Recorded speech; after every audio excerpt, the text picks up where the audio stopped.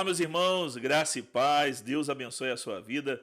Sejam bem-vindos a mais um bate-papo, um podcast, né, de forma moderna aí sendo chamado. Na verdade, esse formato é muito praticado às vezes por rádio. Talvez você esteja nos acompanhando, seja pelo Spotify ou pelo YouTube, não sei qual a rede social, o lugar que você está acompanhando. Seja bem-vindo ao nosso podcast. Hoje estou aqui com o pastor Roberto Tadeu, né, um grande amigo, bênção para nossas vidas. A nossa ideia aqui com o podcast é Tomando a Forma de Cristo.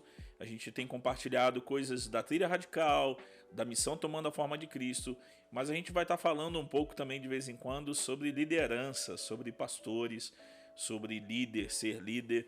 E hoje a gente vai conversar um pouquinho sobre essa questão, né?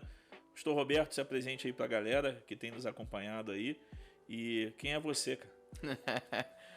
Olá, graça e paz. Como o pastor Alex já falou, sou o pastor Roberto, pastor da Igreja Metodista Wesleyana. Há 10 anos tive uma experiência no campo missionário, nacional, transcultural. Hoje pastoreio no bairro Viegas, aqui no Rio de Janeiro. E para mim é uma alegria estar com os irmãos aqui hoje para a gente poder compartilhar um pouco sobre liderança, sobre ministério pastoral, com um amigo, o pastor Alex, amigo de longa data. A gente tem crescido junto aí no ministério e para mim é uma alegria estar aqui com ele hoje.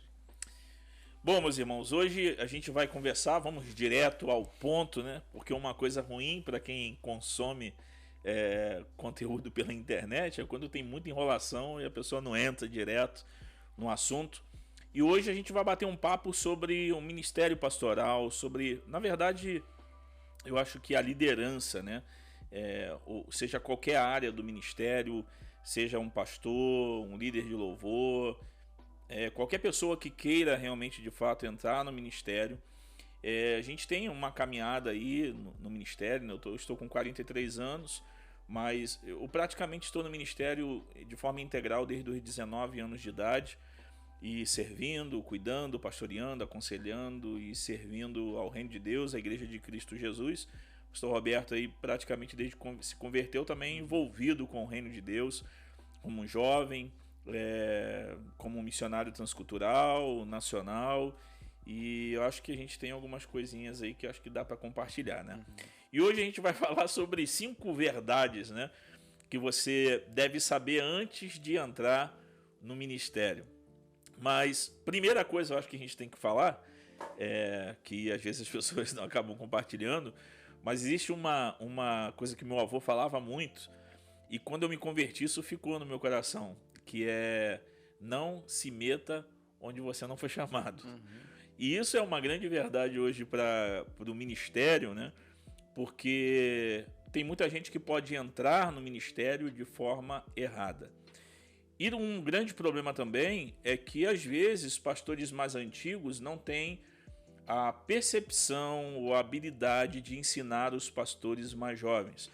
Então, o que nós vamos falar aqui, vamos compartilhar, eu gostaria de ter escutado quando eu iniciei no ministério, de ouvir, de sentar com alguém e ouvir isso. Mas eu acho que a primeira coisa que a pessoa precisa definir é: se não tem chamado, se você não foi convocado para aquilo que você talvez entenda que você deve se meter. Hoje a gente vê muitos jovens entrando no ministério pastoral, não entra porque vai ser a maior furada da sua vida entrar no ministério por vontade própria, não é verdade?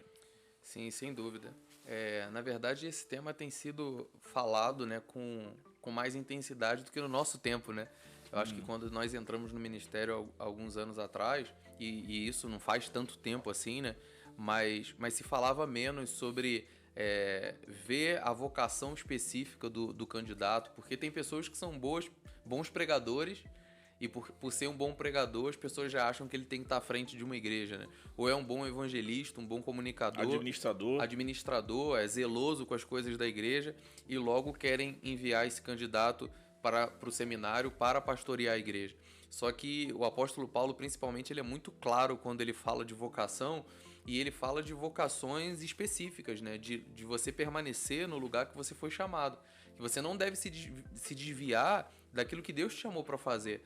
principalmente os mestres, né? Eu percebo que as pessoas que têm uma certa habilidade em ensinar a palavra, elas são quase que forçadas a pastorear. Só que não necessariamente um bom professor de teologia ele vai ter as habilidades de cuidar de pessoas, de aconselhamento pastoral, porque a vida pastoral da igreja é muito diferente de evangelizar pessoas ou dar aula, né? Então eu acho que falta um pouco disso na vida da igreja, de direcionar esses candidatos a entenderem de fato se foram chamados para pastorear um rebanho, uma igreja local, ou se eles têm outro chamado específico. Então é bom entender isso, orar e entender realmente qual é o seu papel no reino de Deus. Você pode ser um apóstolo no contexto da palavra apóstolo, né, no grego, no Novo Testamento, um missionário, um enviado, um plantador de igreja, um desbravador, né, no reino de Deus e para lugares que ninguém sonha ou tem coragem de ir. Talvez você tenha coragem, você pode ser um mestre, você pode ser um pastor. Você pode ser um presbítero local, pode ser um pastor local, o que cuida, o que visita, o que está ali. E isso é tão bom entender, porque assim, eu me lembro que ao entrar no ministério, a primeira percepção que eu tive é que eu deveria fazer tudo isso. Eu deveria ser bom em todas as áreas. Eu tinha que ensinar bem, aconselhar bem, eu tinha que pregar bem, eu tinha que fazer tudo com excelência, né? E aí a gente chega depois de um tempo e tu cai na realidade de que não é isso. E aí tu vai estudando a realidade do ministério pastoral e você vê o que de verdade é a função do pastor, né? Às vezes eu brinco que o pastor, tem gente que fala, né, o pastor tem que ser um visitador, visitar a gente o dia inteiro. Aí eu pergunto sempre onde está escrito que o pastor tem que ser um visitador, né? Aí às vezes as pessoas ficam assim, pô, mas não, sim, tem que ser. Mas qual é o trabalho verdadeiro do pastor? A gente não vai estar falando sobre isso específico, mas a gente vai estar falando sobre algumas verdades que se você foi chamado, que se você foi convocado, você precisa saber antes de entrar no ministério. Se você já entrou, não tem como voltar atrás, já tem convicção que é isso, talvez sirva como conselhos e um alerta para tudo isso. E para alguns talvez até tenha como voltar atrás, né? É verdade. Talvez alguns se descubram. E não é feio, cara. Eu acho Sim. que eu tive a experiência de ver pastores de virar e falar assim, cara, eu sou mestre, eu fui chamado para ensinar.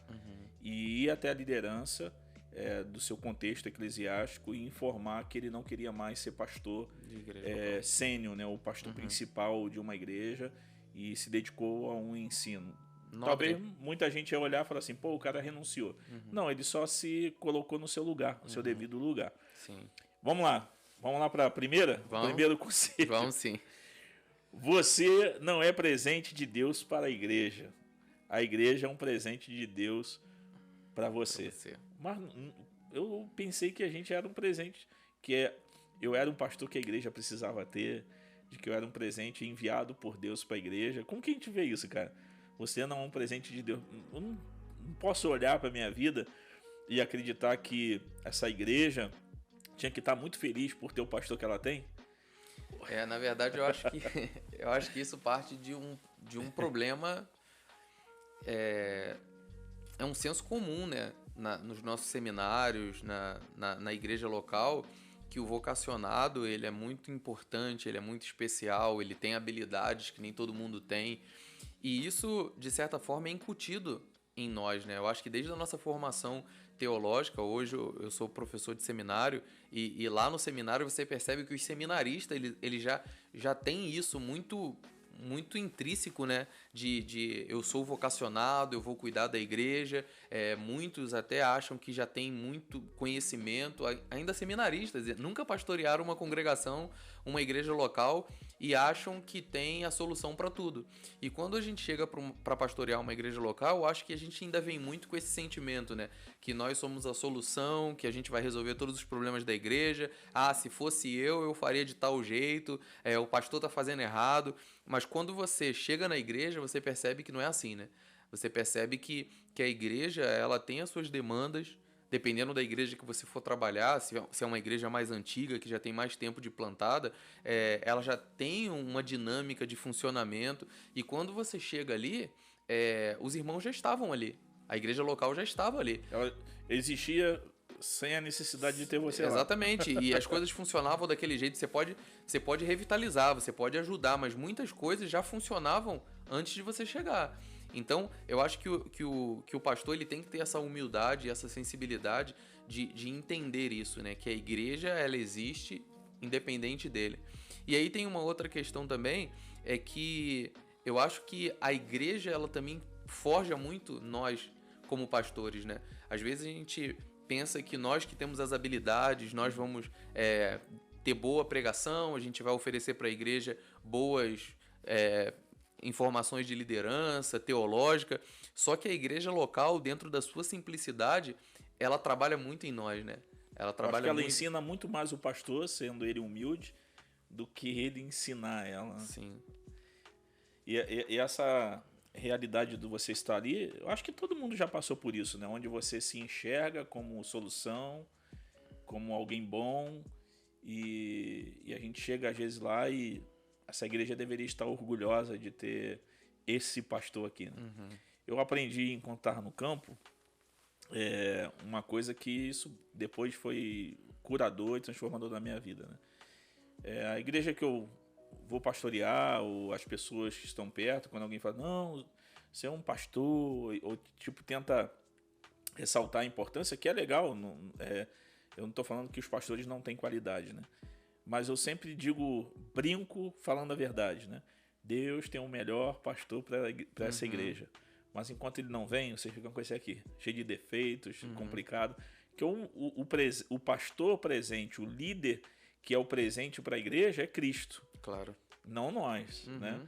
E às vezes a gente pode ter essa mentalidade, principalmente no começo do ministério, em ir para algum lugar e achar que nós seremos a solução de todas as áreas para aquela igreja e vamos revolucionar todas as coisas. Até que a gente encontre na igreja alguém que prega melhor que a gente.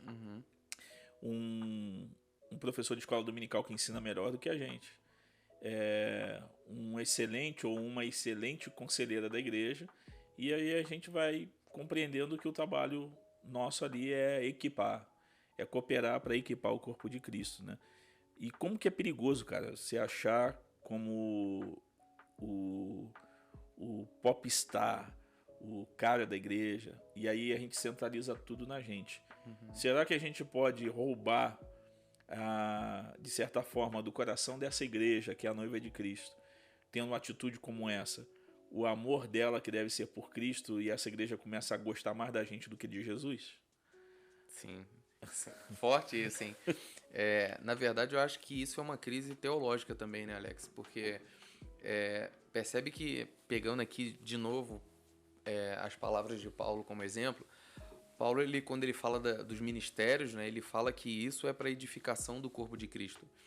Que o Espírito chama uns para isso, outros para aquilo, para a edificação da igreja. Então, se eu sou pastor, é para a edificação da igreja. Às vezes a gente acha que o dom que eu recebi do Senhor, ou a vocação que eu recebi do Senhor, o fim dela é em mim. Mas não é em mim, é na igreja, é para edificar a igreja. Então as habilidades que eu tenho, que pela graça Deus me deu, seja para pregar, para aconselhar, para discipular pessoas, o talento, a graça mesmo que está sobre a gente como pastores, ele deu com um propósito, que é cuidar de pessoas. Então, quando a gente pensa que isso é para nossa glória ou para que a gente possa se sentir importante, claro que nós temos o nosso valor dentro da missão, porém isso tem um fim maior, né? Que é a edificação da igreja. Eu confesso que na minha experiência no Nordeste, principalmente, eu fui missionário no Nordeste, e lá eu pastorei uma igreja muito simples. E eu, daqui do Rio, carioca, a gente tem os nossos costumes, estilo de se vestir, roupa e tudo mais. E quando você vai para um contexto um pouco mais simples, mais humilde, você é muito confrontado. Eu lembro que eu gostava muito de relógio. Eu tinha alguns relógios, tinha um amigo meu que trabalhava numa fábrica de relógio e sempre eu pedia ele para trazer, eu tinha uns 4, 5 relógios, meio que cada roupa que eu botava era um relógio diferente para combinar e tal. Quando eu cheguei no Nordeste, eu dei meus relógios todos. Hoje eu tenho um que eu uso de vez em quando porque eu me constrangia de ver alguns irmãos. Eu me lembro muito bem que teve uma vez que um um líder da igreja, ele não foi pro culto. E aí a esposa dele foi pro culto. E eu perguntei pra ela, cadê seu esposo? Não veio pro culto hoje? Era um culto de domingo. E ela falou pra mim assim, pastor, ele foi pescar. Aí naquele primeiro momento me chocou. Eu falei, ele não veio pro culto porque foi pescar? Ela pastor, porque se ele não pescar, a gente não tem comida pra semana toda. Ele tem que pescar porque é a nossa comida da semana. E à noite é o melhor momento, a gente não tem nada pra se alimentar. E aí eu percebi que não era uma pesca esportiva, né? Era a subsistência dele. E aquilo vai te chocando, sabe? Aquilo aos poucos vai trabalhando no seu coração. A igreja, da forma simples que ela era, vai te tratando em relação a ter um estilo de vida simples, a usar melhor os seus recursos.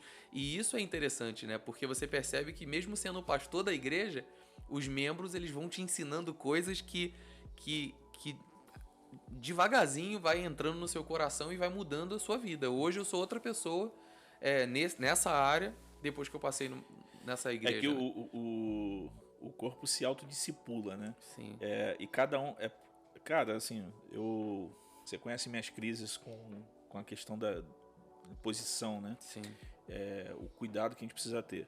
Mas às vezes a impressão que dá, olhando esse contexto que a gente está falando, que você não é um presente, né? A gente sabe a importância do pastor da igreja local, a bênção que ele é. Mas é realmente pra gente pensar. Mas às vezes dá a impressão que é uma pirâmide. Lá tá o pastor, aí desce, vem o mestre, o apóstolo, aí cada um vai se encaixando ali, mas o cabeça da pirâmide é o pastor. Uhum. É errado isso, cara. Eu vejo mais como o campo de beisebol, né? Que você tem que passar as etapas ali, todo mundo contribui, tem que ir um círculo, talvez, em que todos serão auto-edificados com aquilo. Então o pastor, ele é edificado pelo mestre, o mestre é orientado e pastoreado pelo pastor. E essa auto-edificação do corpo é o que glorifica Cristo. Então não se trata da gente, dos nossos dons e ministério, é sobre Cristo trabalhando em nós, né? Em nós em geral, desde do membro que não tem um cargo, né, na igreja, até o pastor. Então todos são ensinados. E se a gente se somos orgulhosos, prepotentes, nós nunca vamos aprender com a igreja. E a igreja não existe para dar uma vida boa ao pastor, né? Ela não existe para dar uma vida boa ao pastor. O pastor deve servir a noiva de Cristo. E uma das coisas que eu acho que é muito importante é nós cuidamos da noiva de outro esposo, não é a nossa. E o que a gente deve estar fazendo nessa igreja é fazer com que o coração dessa noiva fique cada dia mais apaixonado pelo noivo que virá para o casamento. E a gente deve proteger essa noiva para que ela não ame outros, para que ela não se envolva com outros amores que vêm tentar seduzir o coração dela. Nós somos o amigo do noivo, que não podemos deixar que a roupa dessa noiva, o vestido dessa noiva fique manchado. Nós devemos nos colocar ali como um amigo do noivo que protege essa noiva do ladrão, do salteador, do enganador, para que ela cada dia seja apaixonada por Cristo e não por mim. Claro. E pode acontecer, né, do pastor se apaixonar pela noiva que não é dele e a noiva também acabar se apaixonando por aquele grande homem de Deus, lindo e maravilhoso, que é o presente de Deus para a igreja. Somos servos de Cristo e todos estamos aí. Sim, sem dúvida. E infelizmente, Alex, a gente tem percebido muito beira uma idolatria, né, de algumas igrejas, de algumas instituições para os seus líderes maiores, né? E isso é um problema que a igreja brasileira ela enfrenta, porque em alguns casos até esses líderes caindo, às vezes tendo problemas de ordem moral, ética, ainda assim a sua igreja sai em defesa deles, né? Eu acho que a igreja ela fechou tanto os olhos para ter nesse pastor um exemplo de pureza, um exemplo de conduta, que mesmo eles errando e talvez sendo muito escrachado, né, o erro, às vezes a igreja ainda sai em defesa, né? E a gente precisa tirar isso da vida da igreja, né? Porque o pastor é uma bênção, como a gente tem falado aqui, sem sombra de dúvidas, mas a igreja ela é muito maior do que ele, né? É isso daí. Somos abençoados pela vida da igreja, né? Acho que o segundo conselho, né, que a gente deveria, eu acho que não vai dar pra gente deixar curto como imaginávamos, né? Mas a segunda coisa que eu acho que é importantíssimo, né, a gente entender, uma segunda verdade, né, é que antes de eu entrar no ministério, antes de eu começar a servir, eu preciso construir e fortalecer minha fé em Cristo. Fortalecer de verdade, né, em vários aspectos. Como que é importante esse período do crescimento? Porque o trabalho pastoral acaba sendo 24 horas por 7 dias. 7 dias trabalhando 24 horas, sempre tem alguma coisa. 365 dias. 365 dias, porque até em férias, Sim. mesmo descansando, acontece situações. Então é um trabalho, não é um trabalho comum, né? É um trabalho. Você trabalha em prol daqueles que às vezes têm uma vida comum, que tiram de verdade férias de 30 dias, mas às vezes o pastor não consegue fazer tudo isso. E antes de entrar para o ministério, é importantíssimo construir e fortalecer a sua fé. A gente tem visto, a gente antes de começar a gravar, a gente estava rindo, mas é triste, cara, de algumas situações na internet e muitos ali líderes neófitos, né? Gente que se tornou pastor de Instagram, YouTube e estão lá e fazendo cada aberração, cara, cada coisa maluca, xingando, amaldiçoando, umas coisas maluca. E aí, de repente, tu vê essas pessoas se apostatando da fé. Eram super espirituais. Nós temos cantores que andaram pelo Brasil inteiro em igrejas e igrejas que apostataram da fé. Nós temos líderes aceitando situações que são contra as escrituras sagradas. E isso tudo se deve, às vezes, a alguém que é fraco na fé, que não tem uma boa base bíblica e que não é maduro, mas é entrado para o ministério. E o ministério, você pode levar isso para a cabeça, você acha que é dono da verdade, não tem um conselheiro, um mentor, se perde, aí você faz o que você quer e o que você acha que é melhor. Então, como que a gente pode construir e fortalecer uma fé antes de entrar para o ministério? Né? Seminário não dá isso, né, cara? Na verdade, eu acho que a gente ainda volta no primeiro desafio, né? Porque, assim, eu acho que muitos que entram no ministério, eles não têm noção disso, né? Isso é fato. Eu acho que a gente, quando é vocacionado, quando a gente olha para um pastor e começa a ser atraído pelo ministério pastoral, nós observamos as coisas boas, né? A gente olha o cara pregando, olha o cara sendo referência, olha os louros, né, do ministério pastoral. Só que quando você entra de fato para o ministério, você percebe que o negócio é sério. Você vai cuidar de pessoas, você vai cuidar de pessoas que estão querendo se divorciar, você vai cuidar de pessoas que estão tentando suicídio, pessoas que estão passando N situações, muitas demandas, e que sempre você vai ser o ponto de equilíbrio, de dar uma boa palavra, de ter sempre uma palavra de sabedoria, uma palavra de discernimento. Você é sugado dentro da questão do conhecimento, dos aconselhamentos o tempo todo.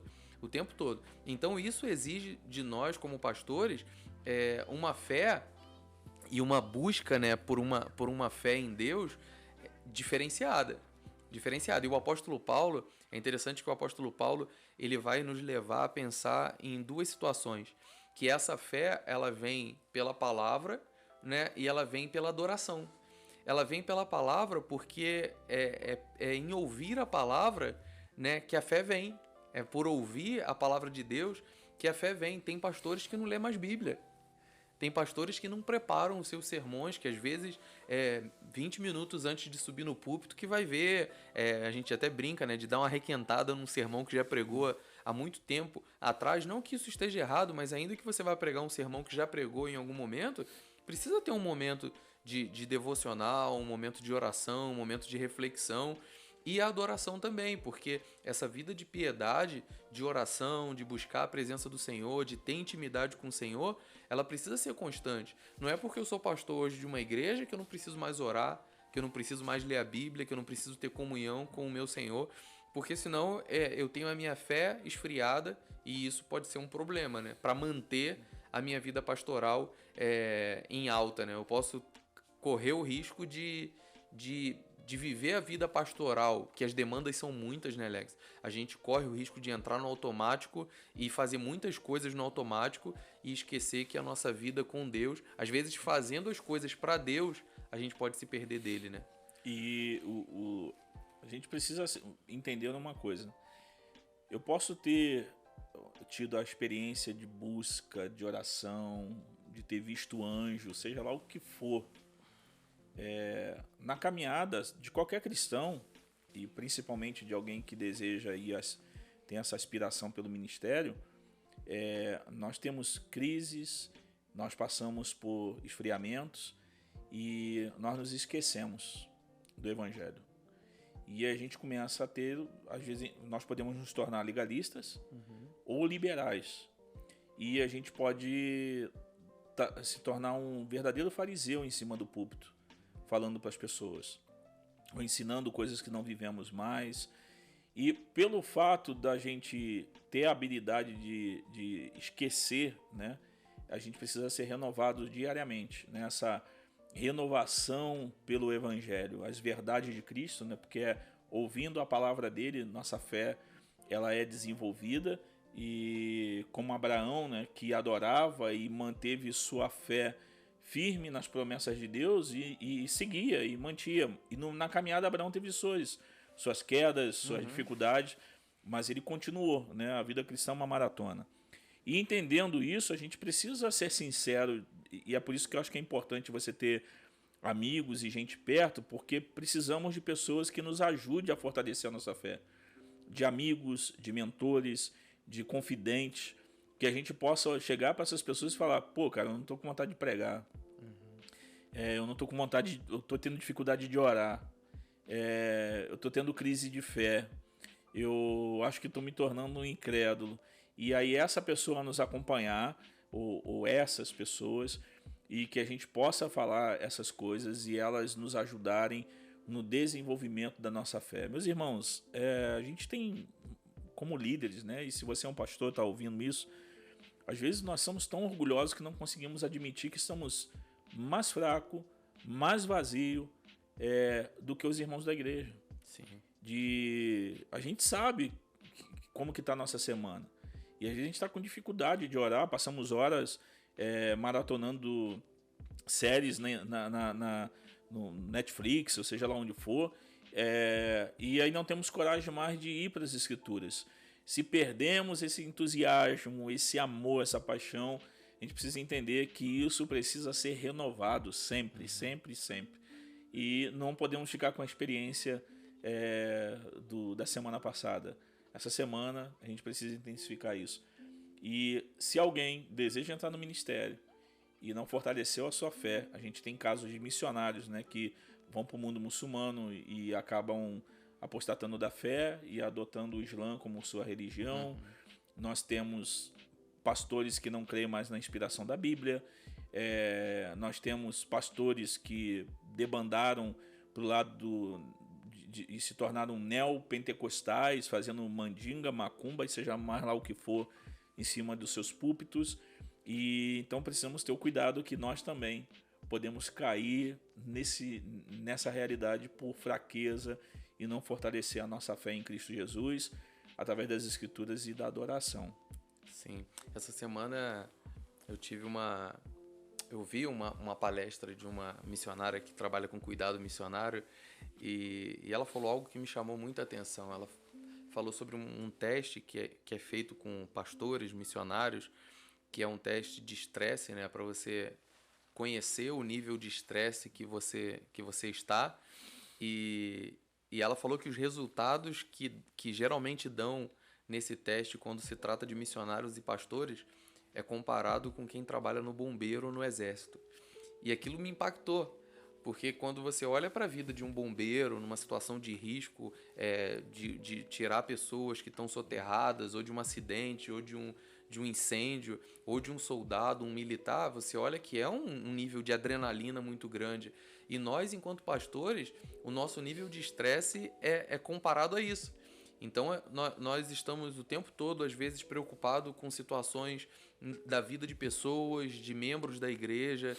Esses dias eu estava conversando com um pastor amigo meu e ele estava compartilhando comigo que ele fez o velório de um bebê.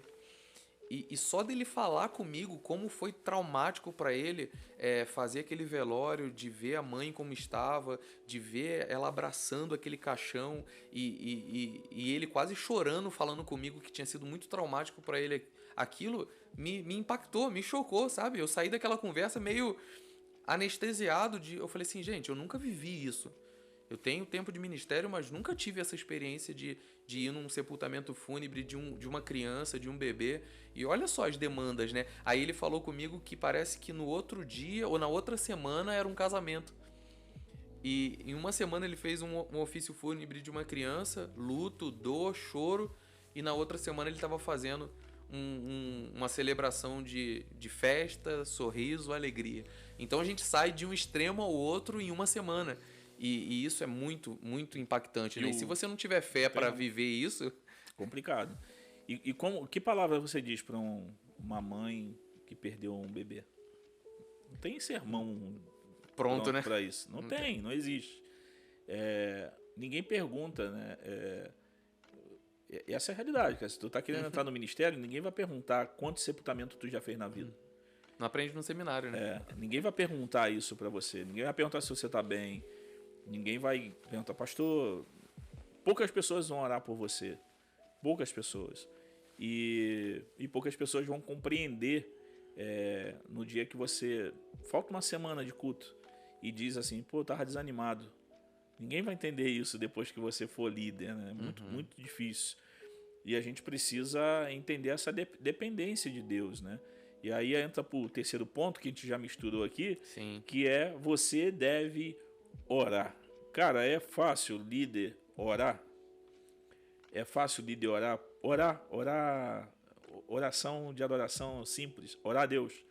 A gente sempre está orando pelos outros. A gente sempre está orando por alguém, por uma família. E como que é essa orar, né? E a gente precisa entender uma coisa. Se nós não colocarmos lugar, horário, e determinar como que a gente vai ter essa vida de oração, ela se torna secundária e nunca vai ter prioridade. Sim. E é interessante que eu acho que a gente foi para um outro extremo, né? A gente, principalmente nós que rejeitamos muito uma religiosidade muito impregnada na igreja brasileira, né?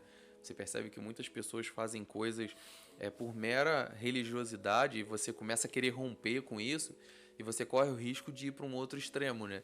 De abandonar essas práticas espirituais que elas são bíblicas. Orar, você ter uma vida de oração, isso é bíblico. Isso faz parte da vida cristã e mais ainda de alguém que está envolvido com o ministério, né? E não só, como você falou, Alex, de orar pelas pessoas da igreja, pelas demandas da igreja, pelas necessidades da igreja, mas você tem a sua vida pessoal, você tem a igreja que você cuida, que você tem que ter uma visão para ela, direcionar o povo que está sob os seus cuidados, você tem a sua família.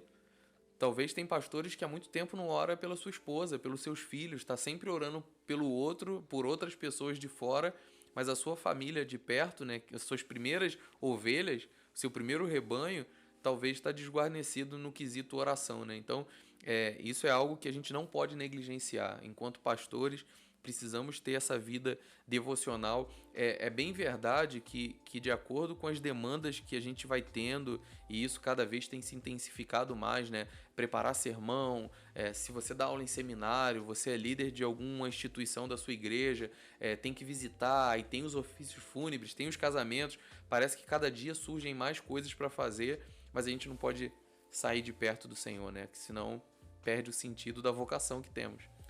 E manter essa vida de oração é importante. A gente está falando aqui, dando conselhos aqui para se você quer entrar, né, no ministério. Sim. Não é uma vida de oração religiosa, é uma vida de busca realmente, de entrega e de ser verdadeiro com Deus sobre você, sobre o seu coração, sobre suas intenções. Pedir para que Ele julgue, né, as intenções do nosso coração e sempre compreendendo que não se pode confiar no coração. O coração acredita em Saci Pererê e a gente tem que ter muito cuidado com o coração. Mas oração vai ser a sua luta de vida, de orar a Deus antes de estar orando pelos outros, pelas pessoas. Você está essa busca, intensidade, por isso que é importante colocar bem o horário, o tempo que você vai estar orando. E aí é entender isso, que a gente precisa orar pelos outros. Nós ouvimos a pastora lá pregando e ela colocou uma coisa que é verdade, cara. Ela fez uma pergunta, né? Os seus filhos já flagraram você de joelho, orando? Tem pais que tem vergonha, né? Mas faz pensar, né? Será que eles já viram a gente resolvendo as coisas com Deus, em oração, em colocar os desafios, as coisas e pedir para eles orarem? Então, como que é importante essa vida de oração? Né? Não, e essa semana eu comecei a ler um livro junto com a Lília, a gente tá lendo junto um livro, e a autora, ela tem um momento que ela conta o testemunho dela de vida cristã na infância, e ela fala que muitas vezes ela viu o pai dela orando e a mãe dela orando. E aquilo foi algo que foi o primeiro contato que ela teve, né, de alguém se debruçar em choro, em lágrima, clamando ao Senhor. E aí ela conta que na adolescência ela aceitou a Cristo de fato no seu coração, e ela falou que agora não era mais o Deus dos pais dela, né, que era o Deus dela. E é isso que você está falando, né? Os nossos filhos, eles vão ver em nós essa vida de devoção, essa vida de busca do Senhor. Se eles não veem em nós isso, fica complicado, né? Eles não terem esse modelo dentro de casa. Outra coisa, né? Você deve ter uma atitude teologicamente correta, né? Aí que o bicho pega. Antes de entrar no ministério, é confuso, é difícil. O domingo é o dia que mais chega rápido, né? E a gente vai estar na igreja, tem gente olhando pra gente, tem gente tentando olhar para nossas atitudes, e sabemos que Deus está no nosso lado, Ele reina, nós ganhamos, a gente precisa estar lá, mas a gente precisa ter atitudes corretas, né? Diante do Senhor, diante dele. E como que a gente vai ter atitudes teologicamente corretas como líderes, como pessoas que devem estar no ministério? A gente não pode estar trocando a nossa vocação toda hora por outra coisa. Será que a gente entende de verdade o que é o nosso ministério, seja pastor, seja lá o que for? A gente conhece corretamente? Às vezes eu brinco, o pessoal fala assim: pastor, Deus me chamou para o ministério de dança. Eu sempre brinco e falo assim: existe isso biblicamente, teologicamente? E a intenção é fazer a pessoa pensar: Deus me chamou para o ministério de galera de bicicleta. Beleza, tá, mas qual o apoio bíblico que você tem para fazer isso? A intenção não é se a pessoa vai pregar o evangelho de bicicleta, né? Amém. Mas é que ela entenda de verdade o porquê ela está fazendo aquilo e qual o respaldo bíblico que ela tem para poder fazer aquilo. A gente precisa ter um entendimento correto teológico do que nós estamos fazendo, senão corremos o risco de estar dizendo assim: Deus mandou fazer isso, mas a Bíblia diz contra aquilo. E aí, como que a gente faz, cara?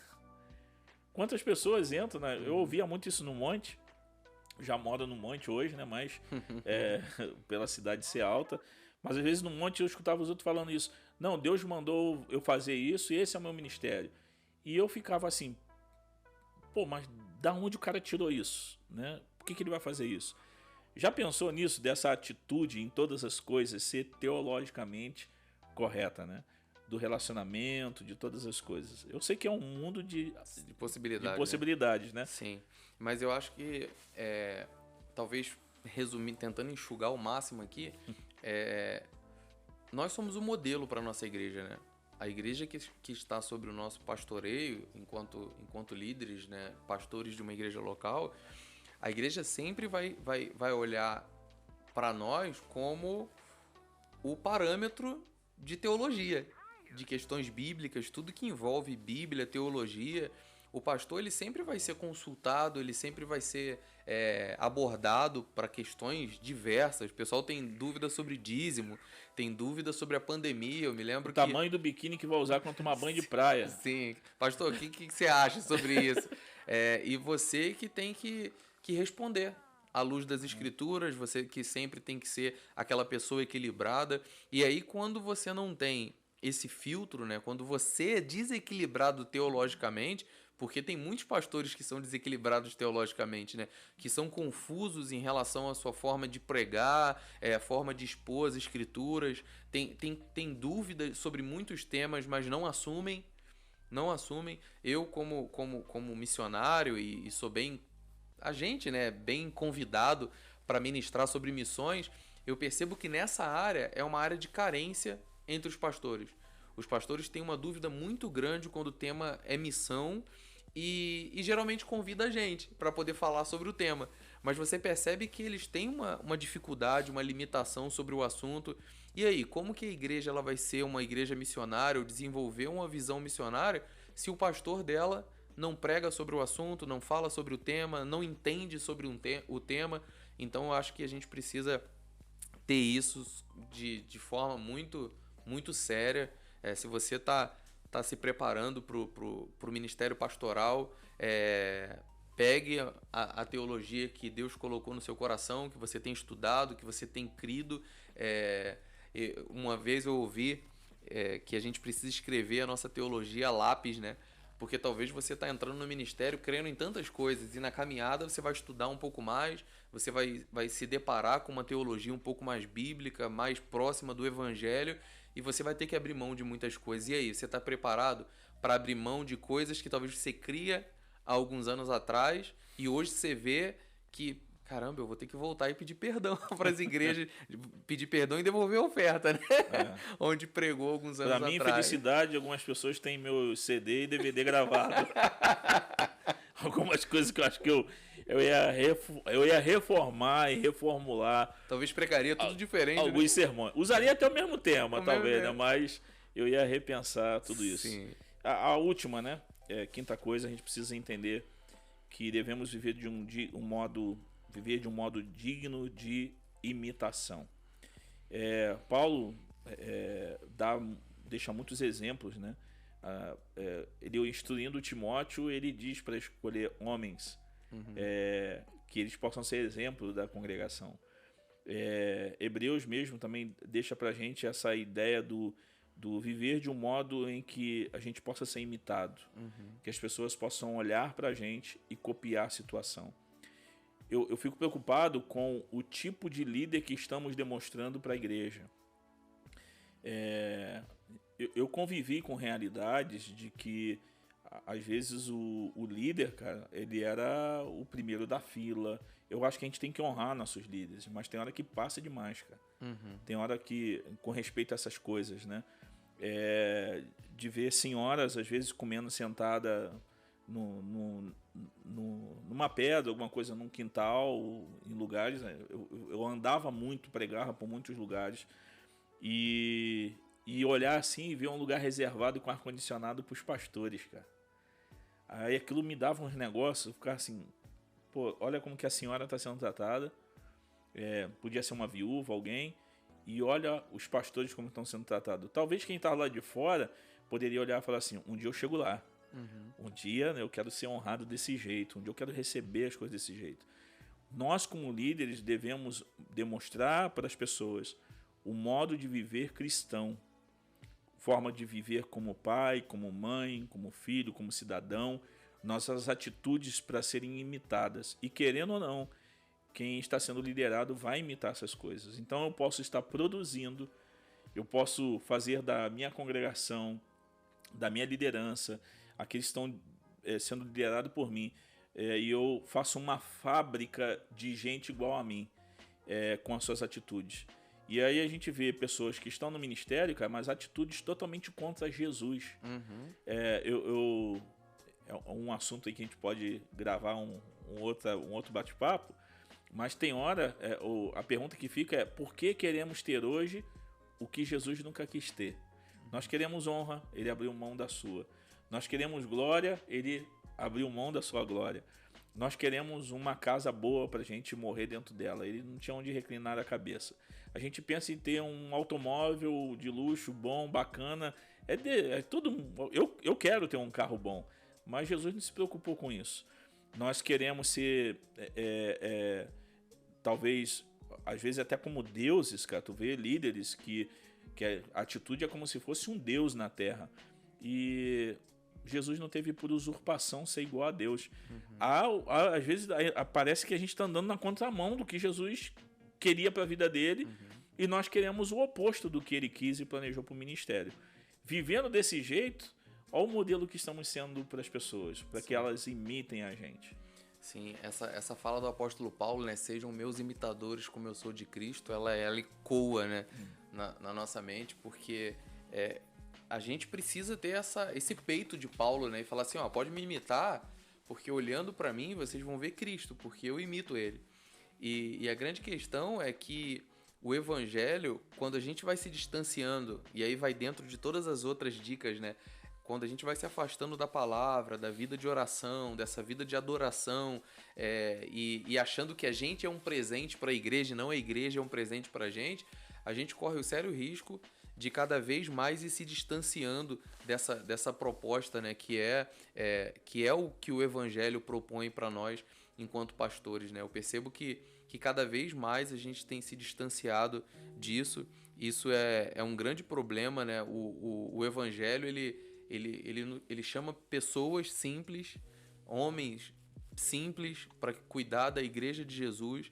Essas pessoas, elas vão receber muito pouco em troca, né? Ou teriam que receber muito pouco em troca, doar a sua vida em favor de muitos, e isso a gente tem visto que cada vez mais tem se distanciado. E se você que está nos assistindo tem buscado o ministério, mas ainda luta, né, contra pecados, contra coisa que talvez não faça de você um modelo, é um momento de reflexão, né? Eu percebo que não entra, porque eu percebo que tem muitos jovens que já tinham problemas, já tinham dificuldade de expor os seus pecados na área da própria sexualidade, né? A gente tem visto muitos jovens que têm entrado para o ministério e depois que já consagrados, já envolvido com igreja, descobrem que o camarada tem problema com homossexualidade. Mas será que isso não já existia? Por que no tempo dele de treinamento, de começar a desenvolver a vocação, não foi sinalizado isso? Não, mas chegaram até as últimas instâncias, foram para o seminário, foram consagrados, estão pastoreando a igreja, e aí explode um negócio desse na igreja local. Imagina a igreja local desse cara. Problema com mulheres. Sim. Que aí chegam ao adultério em situações que tu vê assim, cara... Não é agora, né? O cara já era assim. Então, compartilhando experiência, né, própria, né? Eu, quando me converti e primeiro ano, segundo ano, estava caminhando, queriam que eu fosse líder de jovens. Vieram, conversaram comigo e eu falei, cara, não tenho condição de ser líder de jovem. E aí insistiram, por que não, Alex? Por que não? Por que não? Por que não? Eu já estava na rua pregando, compartilhando o evangelho, orando, buscando, jejuando, lendo Bíblia, tava querendo aprender. E aí eu acho que viram isso e, não, cara, tu tem que trabalhar.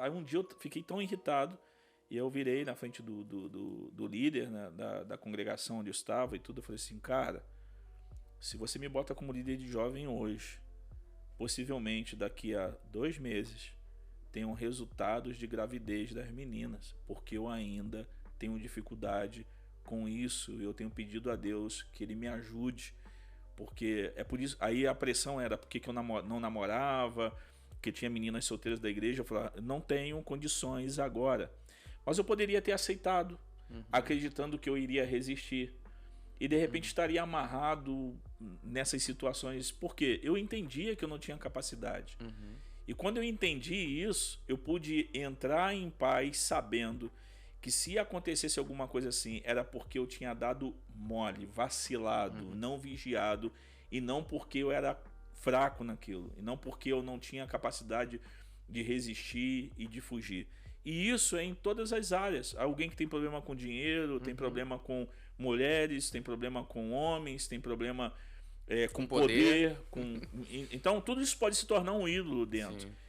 E resolva primeiro essas coisas, porque depois que você for exposto como líder e aí você demonstrar que caiu, não vai ser a mesma tolerância como se você fosse um membro de uma igreja onde teria todo mundo talvez ali para poder cuidar e pastorear, porque todo mundo vai exigir que você seja tratado como líder. Então isso é importante. As pessoas que Deus tem trazido a gente, algumas eu pedi para sair, falar, sai, abandona, larga, não esteja agora aí, daqui a um tempo você volta.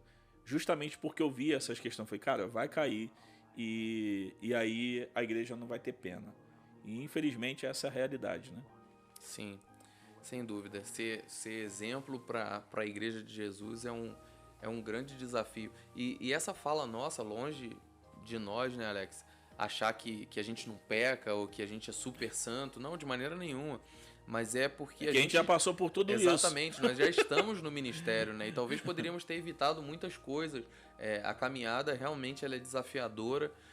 O Evangelho, ele dá pra gente essa possibilidade de ter uma vida nova, uma vida abundante, de ser exemplo para outras pessoas.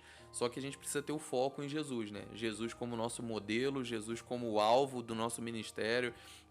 Esses desafios, eles são muito grandes. Porém, a vida no ministério é uma bênção, irmão.